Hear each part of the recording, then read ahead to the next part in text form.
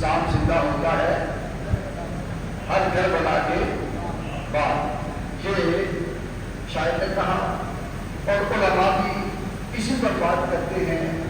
اور بعض جو ہے وہ کہتے ہیں کہ اسلام کون سا مر گیا تھا،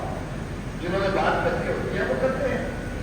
جن کو عادت ہے وہ کوئی نہ کوئی بہانہ بنا کے ایسی بات کرتے ہیں کہ لوگوں کو پتہ چلے کہ میں بھی ہوں،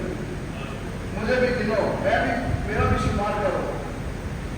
پھر اسلام کون سا مر گیا؟ اللہ اکبر۔ محسوس وقت نواز نگرانی اگر حسین قربانی نہ دیتے، یزید کے سامنے نہ ڈٹ جاتے، کھڑے نہ ہوتے اور یزید کے سامنے حق کی سر بلندی کے لیے آپ برسر پیکار نہ ہوتے تو اسلام مر جاتا۔ اسلام کا حلیہ یزید نے بگاڑ دیا تھا، بگاڑ رہا تھا، اور یزید جو خود شرابی، زانی اور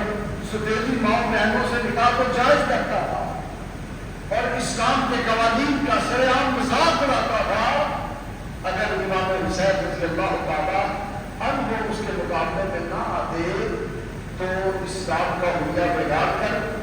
رفتہ رفتہ اسلام کو ختم کر دیا جاتا۔ امام حسین رضی اللہ تعالیٰ عنہ نے اپنا سر دے دیا لیکن اسلام کو بچا دیا۔